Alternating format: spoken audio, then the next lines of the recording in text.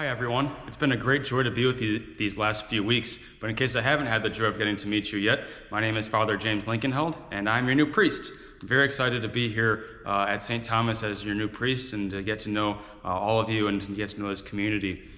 One of the reasons I'm particularly excited about coming to you in this time is that we're in the middle of what's some of you might know as the National Eucharistic Revival. For those of you who haven't heard of this quite yet or don't know too much about it, while introducing myself, I thought I'd introduce this revival movement that we've got going on as well. These last few years as a church, we've dealt with a lot, between scandal from church leaders, between a plague, the disease of COVID and everything that did for our communities and our church, as well as just growing doubt in general among the faithful. There's a lot of waves.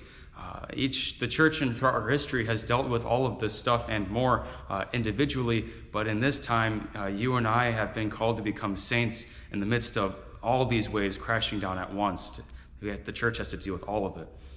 But one thing that is constant in this storm is the presence of Jesus Christ.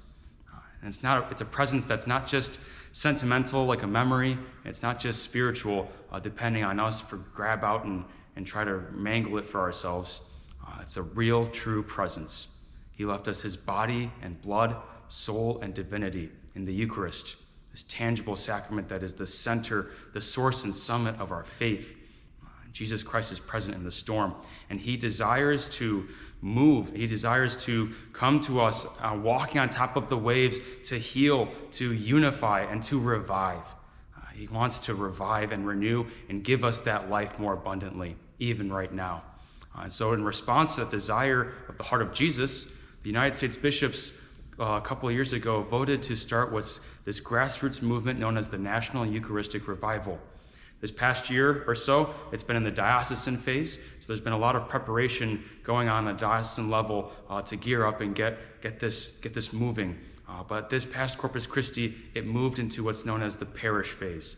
And that means that revival and the desire of our Lord to bring you and me new life in the midst of a storm has come to touch our community, this concrete parish of St. Thomas. So I'm very excited to share with you the details as we move along and get these things going. We've got a lot of plans for this year, a lot of hopes for what the Lord can do for us this year as we come together and reunify as a community around the altar, around the holy sacrifice of the Mass and the Eucharist, Jesus Christ present in the Eucharist.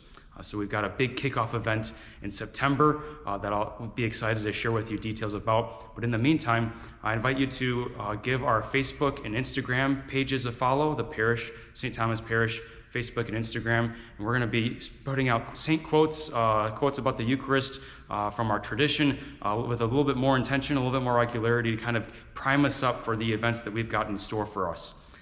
It's going to be such an exciting time to be a St. Thomas parishioner, and I'm very excited to be with you to help, however little ways I can, help us get through it and move us all, myself included, to the heart of Jesus, present among us, even in the midst of this storm. So give our social media pages a follow. Can't wait to tell you about what's coming down the pipe. And in the meantime, can't wait to see you at Mass on Sunday. God bless you.